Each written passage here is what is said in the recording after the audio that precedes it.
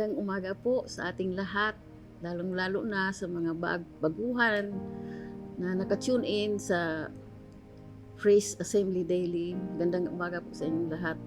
Ang kapayapaan nawa na nanggaling sa ating Panginoon ay makamtan ninyo. Napakasarap na sa pag-umpisa natin sa umaga ay unahin natin ang Panginoon. Nakalulugod sa Panginoon, ang unahin siya, ang magpuri sa Kanya. Hallelujah. Hayaan niyo po muna, bago tayo manalangin, na magbasa tayo salita muna ng Panginoong Diyos. Ayon sa Salmo 103, verse 1 to 2. Si Yahweh ay papurihan, purihin mo kaluluwa. Ang pangalan niyang banal, purihin mo sa tuwina. Ikaw aking kaluluwa, ang Diyos ay papurihan, at huwag mong lilimutin ang kanyang kabutihan. Ang lahat kong kasalanay, siya ang nagpapatawad, at anumang aking sakit, ginagamot niyang lahat. Yes, we praise you, Father God. We praise you, Yahweh. We praise you, Jesus Christ. Hallelujah, hallelujah. Samahan po niyo, manalangin po tayo. Ama naming banal na makapangyarihan sa lahat, Ama ng pag-ibig, Ama ng katarungan, Ama na hindi nagbabago noon ngayon magpakailanman. Sa umagang ito, inahandog namin sa imo ang aming buhay, isang handog na buhay sa iyong harapan, ang aming puso, ang aming isip. Dalangin namin, Ama, na sa umagang ini, anuman ang mga kasalanan namin, nagawa namin, Panginoon, na hindi mo kinalulugdan, malusaw ito ayon sa iyong kapangyarihan ng banal na dugo ng bugtong mong anak na si Jesus. At kami nawa, Panginoon, ay maging karapat-dapat sa iyong harapan sa oras na ini. Ama, maraming salamat na sa buong magdamag, iningatan mo kami. Salamat sa grasya na muli mo kaming binigyan ng buhay, panibagong hinangos. Salamat sa hangin na aming linalanghap.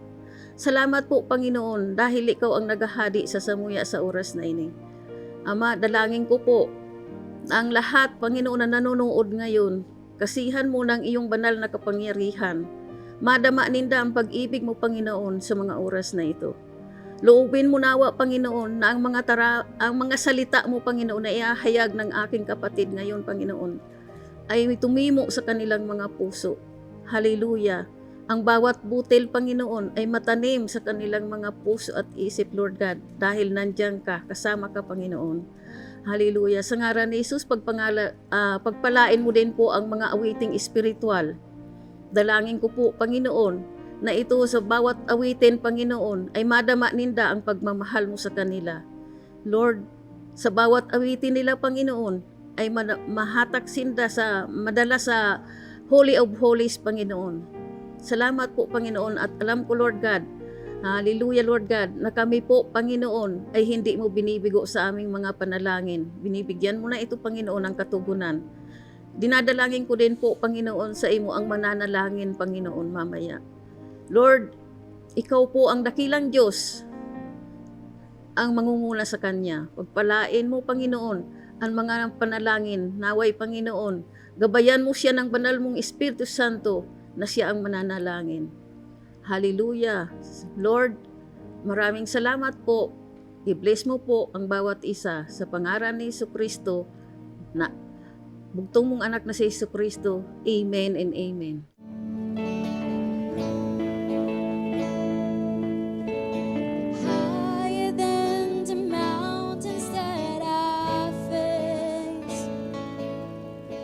Stronger than the power of the grave, constant through the trial and the change. The one thing remains, one thing remains.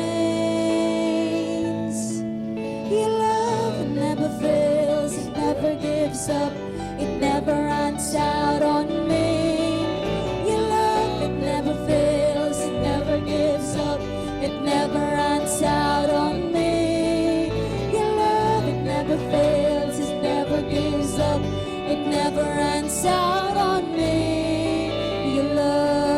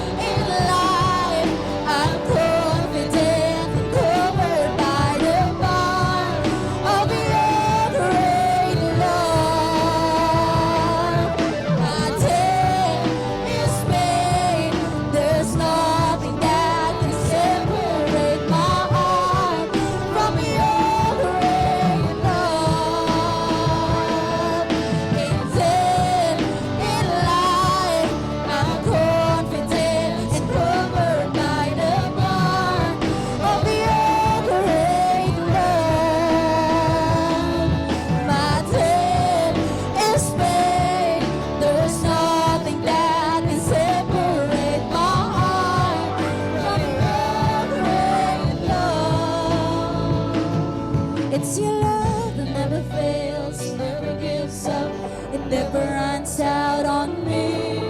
It's your love that never fails, it never gives up, it never runs out on me. It's your love that never fails, it never gives up, it never runs out on me. Your love.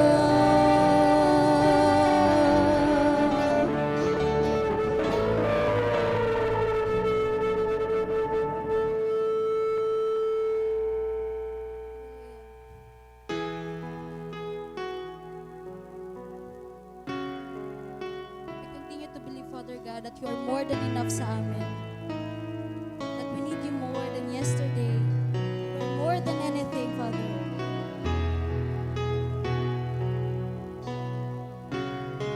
Jesus.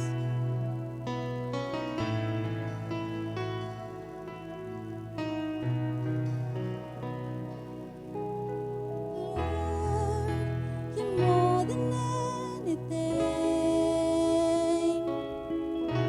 You're more than gold.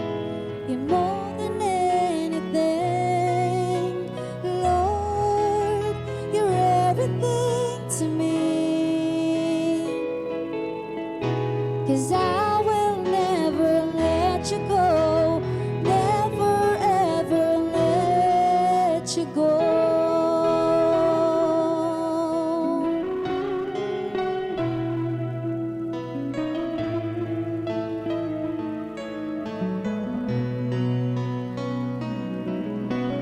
Lord, you're more than anything.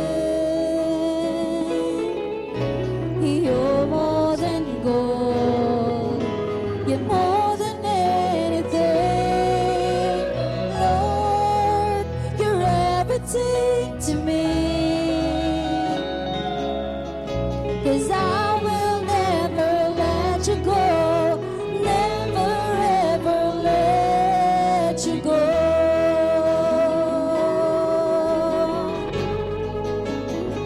'Cause your love is higher, higher than the heavens.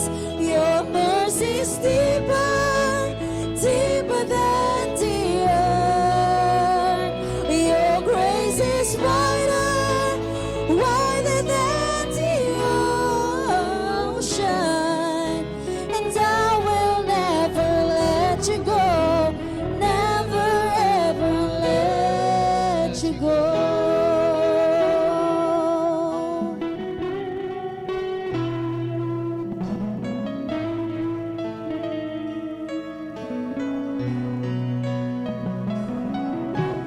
Lord, you're more than anything.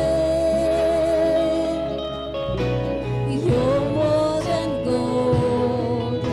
You're more than anything. Lord, you're everything to me. 'Cause I will never let you go.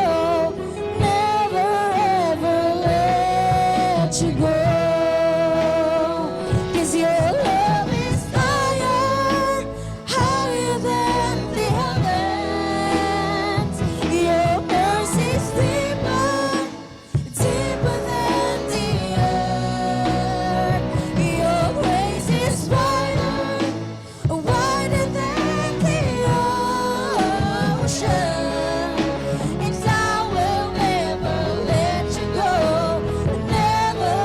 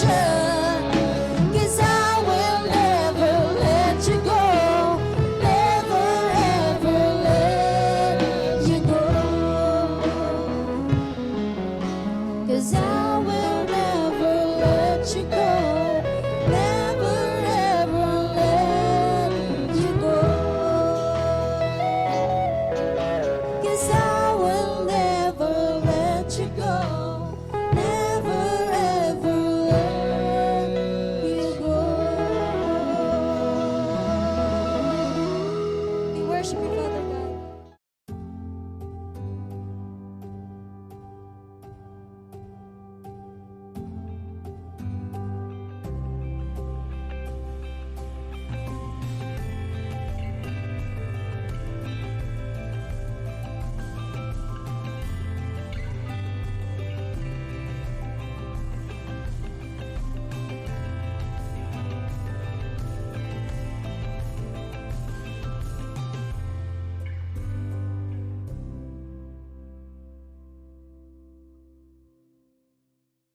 Magandang umaga po sa inyong lahat. Ngayon po ay dadako tayo upang mag-aral ng salita ng Diyos. Buksan po natin ang ating mga Biblia sa Ephesians chapter 1, verse 4 hanggang 5. Verse 4, bago paklikhain ng sanlibutan ay pinili niya tayo upang maging Kanya sa pamagitan ng ating pakikipag-isa kay Kristo at upang maging banal at walang kapintasan sa harap niya dahil sa pag-ibig ng Diyos. Verse 5, pinili tayo ng Diyos upang maging anak niya sa pamamagitan ni Jesucristo ayon sa kanyang layunin at kalooban. Tayong pong lahat ay manalangin. Ama na makapangyarihan sa lahat, salamat Panginoon sa oras na ito na kung saan Ama mag-aaral kami Panginoon na iyong banal na salita. Dalangin ko Ama na lukuban mo po ako Panginoon na iyong banal na Espiritu Santo Panginoon at gamitin mo Panginoon ang labing ito Panginoon upang maipahayag ko Panginoon ang nais mo Panginoon iparating, ang nais mo Panginoon na ipamalas, ipamaramdam Panginoon sa mga taong nanonood sa oras na ito. Ama, itago mo ko sa iyong banal na krus at ang kalwalhatian mo lamang Ama ang maitaas sa oras na ito Panginoon. Lord, ang lahat Panginoon ang makikinig Panginoon at manonood sa programang ito at sa mensaheng ito Panginoon ay ang kanilang ang kanilang Panginoon na maririnig ngayon ay tumimo Panginoon sa kanilang mga puso Panginoon at upang ito Panginoon ay kanilang maipamuhay sa araw-araw. Salamat Panginoon sa pagkakataon na iyong binigay po sa amin, Panginoon. Binabalik po namin ang lahat ng kapurihan at sa pangalan ni Jesus. Amen. Ang mensahe ko ngayon ay aking pinagbitan na bakit tayo pinili ng Diyos. Simula pa sa mga unang araw ng paglikha, makikita na natin na kung paano pinatunayan ng Diyos ang kanyang walang hanggang pag-ibig sa atin. At ang pagpili niya sa mga sumasampalataya sa Kanya at nagtitiwala. Pinili ng Diyos ang bawat isa na maniwala at sumampalataya sa Kanya bago pa tayo isilang. Ito ay napakalaki implikasyon tungkol sa pag-ibig at plano niya. Ang Diyos ay tapat sa Kanyang mga pangako sa sinumang taong lumalapit sa Kanya sa pamamagitan ng pananampalataya kay Jesus. Pinili niya tayo upang makipag-isa sa Kanyang anak na si Jesus. Bakit nga ba tayo pinili ng Diyos? Una, pinili tayo ng Diyos bago magsimula ang lahat. Sabi sa Ephesians chapter 1 verse 4. Bago palikhain ng sanlibutan ay pinili na tayo upang maging Kanya sa pamamagitan ng pakikipag-isa kay Kristo at upang tayo ay maging banal at walang kapintasan. Minahal tayo ng Diyos at pinili bago pa magsimula ang paglikha. Dinala niya tayo sa Kanyang puso. Nais ng Diyos na mamuhay tayo na may kabanalan sa harap niya. Pangalawang punto.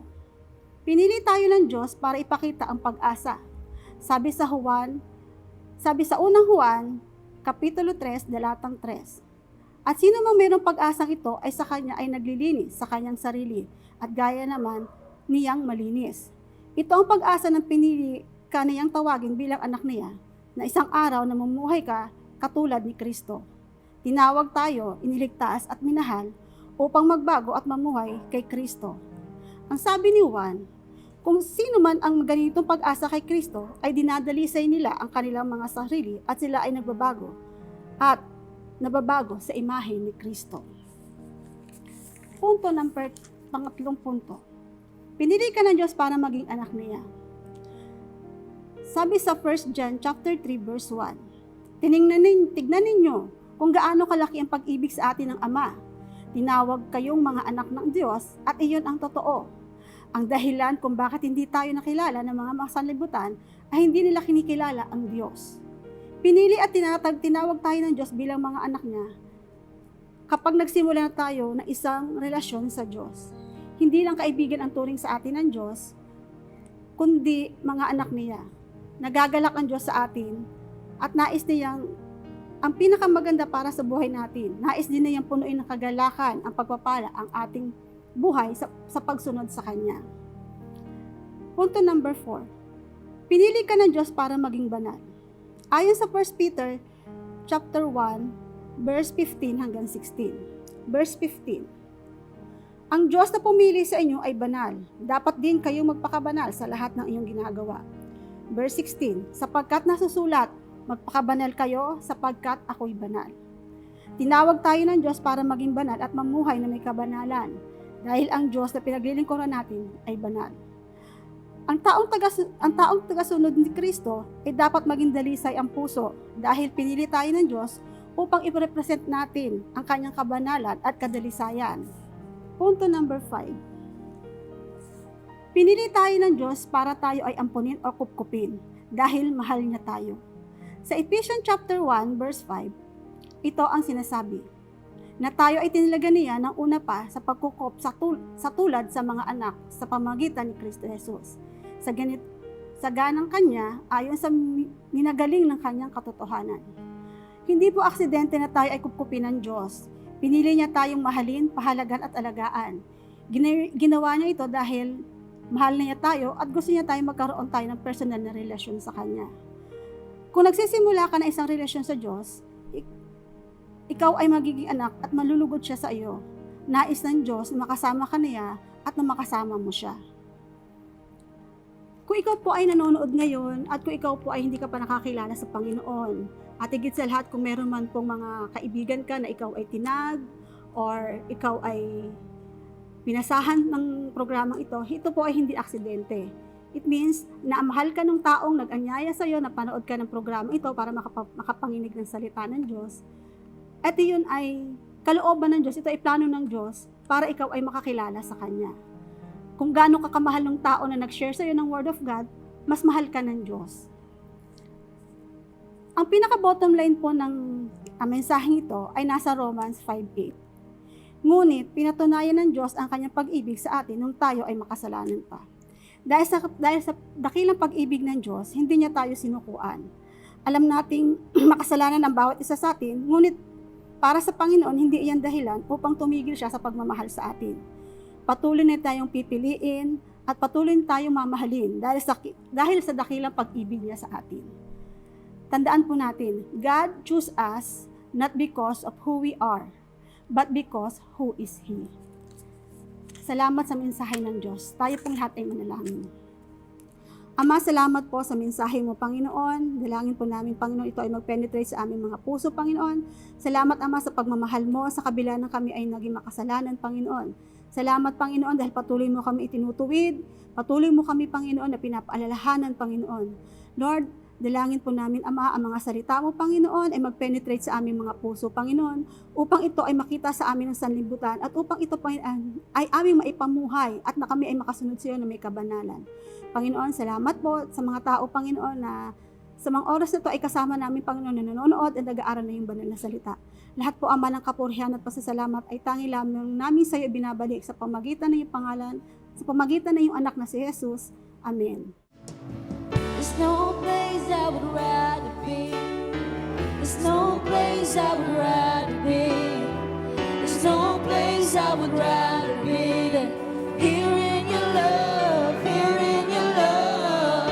No place I would rather be. There's no place I would rather be. There's no place I would rather be than here in your love, here in your love. No place I would rather be. There's no place I would rather be. There's no place I would rather be than here in your love, here in your love. No place I would rather be. There's no place I would rather be. There's no place I would rather be than here in your love, here in your love. There's no place I would rather be. There's no place I would rather be. There's no place I would rather be than here in your love, here in your love. Isang mapagpalang umaga po muli. Tayo po ay darako sa pananalangin sa mga prayer concerns. At bago po tayo mananalangin, hiling ko na magbasa tayo sa 2 Chronicles chapter 7 verse 14. Sabi niya, ngunit kung ang bayang ito ay na nagtataglay ng aking karangalan ay magpapakumbaba, mananalangin, hanapin ako at talikuran ang kanilang kasamaan, papakinggan ko sila mula sa langit. Patatawarin ko sila sa kanilang mga kasalanan at muli kong pasasaganain ang kanilang lupain. Yes, Lord. Ama, maraming salamat po, Panginoon, sa pangako mong ito. Salamat po, Ama, sa iyong pangako na kung kami ay magpapakumbaba at kung kami ay hihingi ng kapatawaran sa lahat ng mga nagawa naming pagkukulang, pagkakasala sa iyo at sa aming kapwa, hiling mo na kami ay patuloy na tumalikod sa lahat ng kalikuan na aming nagawa. At ikaw muling makikinig at manunumbalik ang pagtugon mo sa lahat ng aming mga hinaing at dalangin. Ama, dalangin ko, Panginoon, na sa umagang ito, sa bawat gising na, sa bawat nanonood, sa bawat nakikinig ng Recharge Daily, O God, ang dalangin ko, Panginoon, iabot mo sa kanila ang iyong banal na bendisyon upang sila ay magkaroon ng kanilang mga kahilingan sa iyo, dakilang Diyos. Kahilingan na pagbutihan ng mga anak nila, ang relasyon sa bawat isa, ang relasyon ng pamilya ay magkaroon ng kaayusan at katiwasayan, ang relasyon na mayroong mabuting halimbawa bilang mga mamamayan sa isang komunidad, sa isang barangay, dakilang Ama. Ama, maraming salamat sa mga pamilya na nanonood ngayon. Sila ay patuloy na magiging asin at ilaw ng sanlibutan o ng kanilang community na kung saan man kinabibilangan ng mga anak mo, dakilang Diyos. Salamat po, Ama, sa bawat pamilya ngayon na patuloy na nanonood at nakikinig at nagninilay-nilay, nagbubulay-bulay ng mga salita mo, Ama. Salamat sa mga napakinggang mga salita mo, O God, na patuloy na ito ay tumimo sa kanilang mga buhay, Panginoon, O God. Mamunga ng siksik, liglig at nag-umapaw spiritually, O God.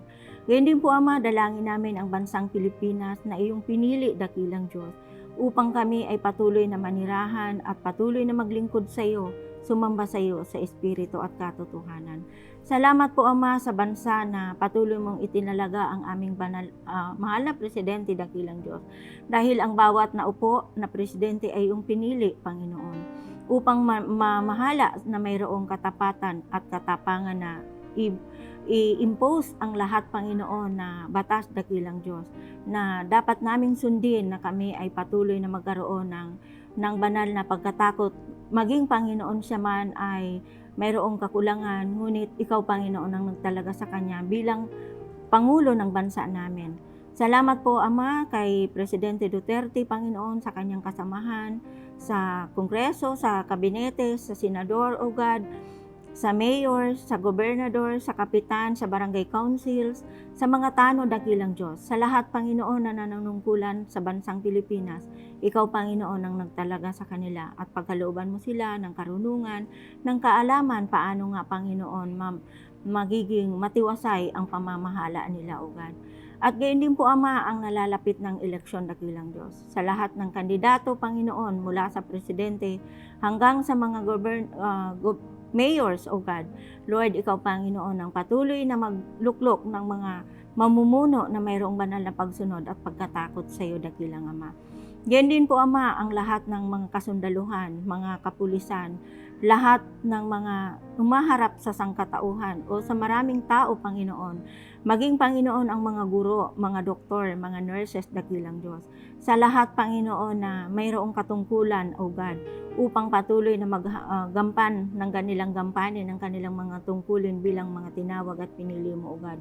Sa serbisyong mayroon sila ngayon, dakilang Diyos, sila nawa ay magkaroon ng banal na pagsunod at pagkatakot sa iyo at lukuban mo sila ng banal na espiritu upang kanilang magampanan ang mga tungkulin nila na mayroong conviction, dakilang Ama, kung sila ay nalilihis sa kanan man o sa kaliwa.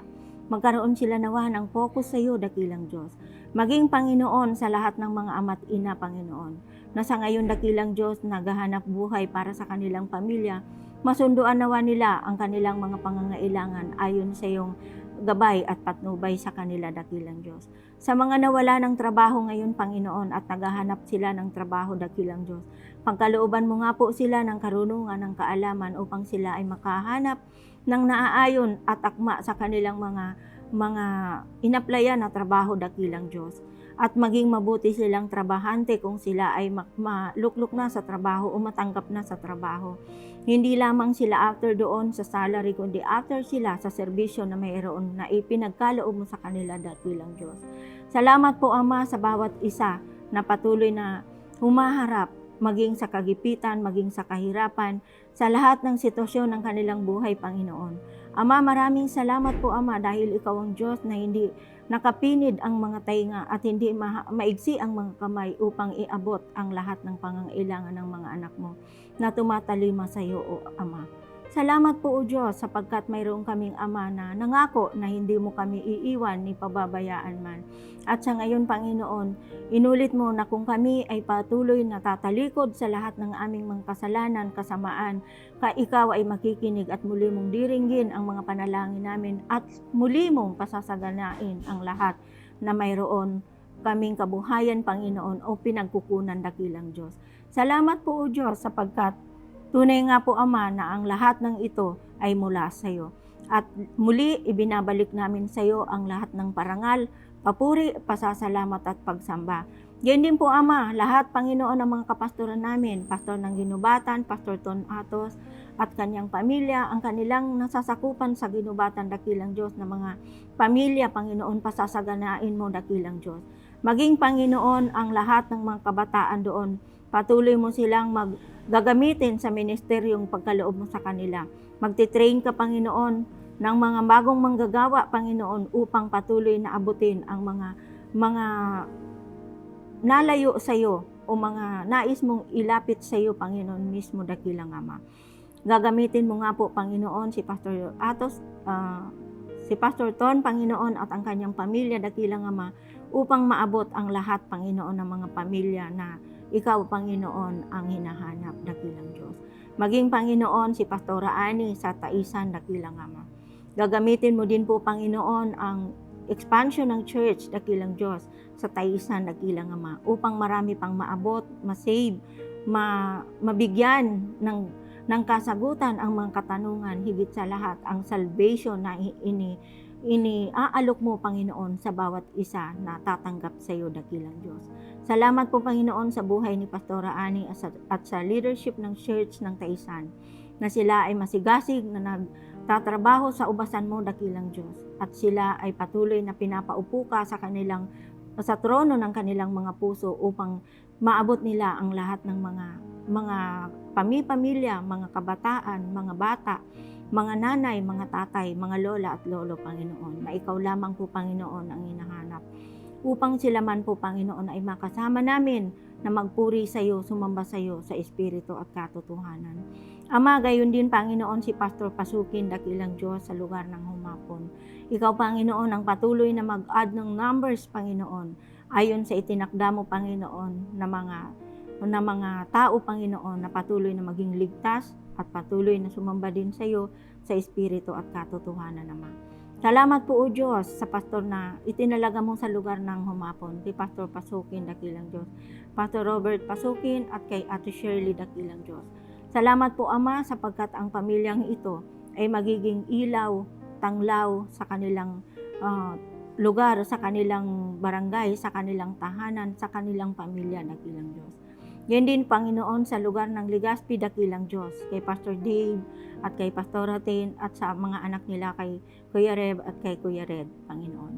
Salamat po, Ama, sapagkat magiting at matagumpay, Panginoon, nila na inihahayag ang mga salita mo, Panginoon, sa kabila ng maraming mga pagsubok, sa kabila ng maraming trial, sa kabila ng maraming testing, nandiyan sila, Panginoon, upang sumunod sa kalooban mo. Na patuloy na ibahagi ang salvation, Panginoon, sa lahat, Panginoon, na mga tao, dakilang Diyos. Lord, salamat, Panginoon, sa bawat nagre-response na mga manggagawa at lingkod mo, sa bawat leaders, sa bawat lingkod at pinili mo nga, Panginoon, sa bawat iglesia, sa bawat church, Panginoon, Ama.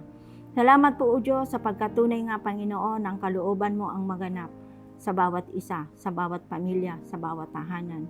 Dahil sa ngayon, dakilang Diyos, ay patuloy na nagsisik, naghahanap ng kalooban mo, nagsasaliksik ng mga salita mo. Salamat po, O Diyos, sapagkat tunay nga, Panginoon, na nalalapit na ang muli mong pagbabalik, Panginoon. Lord, ano man Panginoon ang mensahe mo sa gitna ng COVID-19, dakilang Diyos. Ang mensahe mo nga na patuloy kaming manangan sa iyo, sapagkat ano man Panginoon ang sinasabi Panginoon ng mga salita mo, O God, patungkol sa pandemyang ito, O Lord. Tunay nga Panginoon na pinangahawakan namin ito na huwag kaming matatakot sa mga pumapatay ng katawan, ngunit wala namang kapangyarihang magbulid ng kaluluwa sa impyerno. Sa'yo lamang po kami na nananangan at tunay na natatakot, Panginoon. Nagkakaroon ng pitagang takot nga po, Panginoon. Salamat po, O Diyos, sa pagkatunay na sa kabila ng takot na nararanasan, sa kabila ng pangamba, mga pag-agam-agam, nandiyan ang iyong encouragement, Panginoon, ng mga salita mo. Salamat po, O Diyos, sa lamang po ang karangalan, kapurihan, kapasalamatan minsan pa. Nawa, Panginoon, sa mga kabataan din, Panginoon, sa bawat iglesia, sa bawat simbahan, Panginoon, na aming nasambit, dakilang Diyos. At maging, Panginoon, sa buong Pilipinas, sa buong mundo, O God, sa bawat kabataan ngayon, ay magkaroon ng divine guidance, divine protection, Panginoon, na mula sa iyo. Ang iyong gabay nga po, Panginoon, sa mga kabataan ngayon na nahuhumaling sa social media, nahuhumaling sa mga games, nahuhumaling sa mga hindi karapat-dapat na panuurin, Panginoon, sa internet. Lord, Ama, kami ay namamanhik sa iyo na magkaroon sila ng banal na pagkakilala sa iyo, dakilang Diyos. Ang proteksyon mo nga po, Panginoon, sa bawat bata at kabataan ngayon na sanggol pa lamang ang ginagawa ng mga mama, Panginoon, ay sila ang pinanglilibang sa bawat bata, bawat sanggol pa lamang na hindi iiyak ay cellphone na. Patawarin mo nga po, Panginoon, ang mga nanay, ang mga pamilya, ang mga ate at kuya na gumagamit ng ganitong kapamaraanan. Tunay nga, Panginoon, na nadadivert ang lahat, Panginoon, atensyon ng bata dahil sa cellphone, dahil sa games, dahil sa mga pinapanood. Ama, sa iyo lamang po kami sapagkat sabi mo nga po, Panginoon, na sa bawat pag-upo namin, pagpapahinga namin, pagtulog namin, tanging mga salita mo ang pinagbubulay-bulayan nawa. Hindi yung mga cellphone, hindi yung mga games, hindi kung anumang mga papanoorin, Panginoon. Lord, tulungan mo nga, Panginoon, ang bawat pamilya na magkaroon ng discernment, magkaroon ng guidance, magkaroon ng gabay. Salamat po, O Diyos, sapagkat wisdom, knowledge, and understanding ang pinagkakaloob mo sa bawat anak mo, sa bawat pamilya na pinili at patuloy na pinagiging banal mo, dakilang Diyos, hanggang sa muli mong pagbabalik. Madatnan mo kami na banal, walang bahid ng anumang kasalanan. Salamat po, Ama, sa iyo lamang po ang papuri, pagsambat, parangal sa pangalan ni Jesus.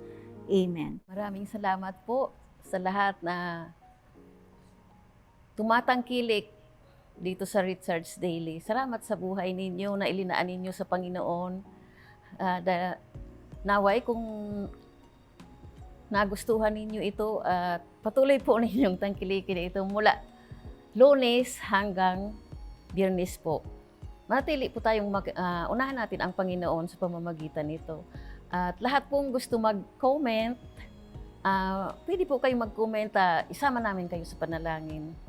Handa po kaming tumulong sa inyo. Naririto lang po kami bilang tagapamagitan na tutulong sa inyo.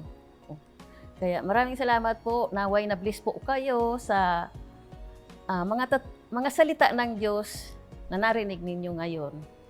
Kaya kami po ay nagpapasalamat sa inyo, sa inyong lahat. Naway hindi kayo magsawa. Ito po pala si Sister Ason. Ako naman po si Ate Hilda. Ako naman po si Sister Lorraine.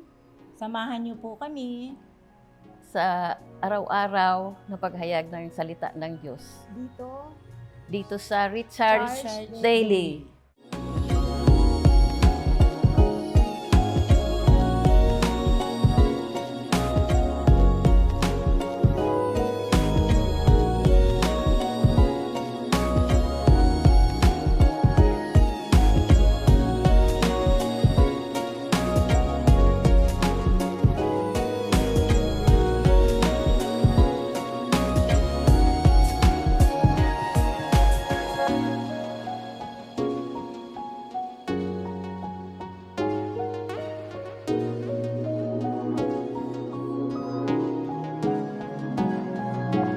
you.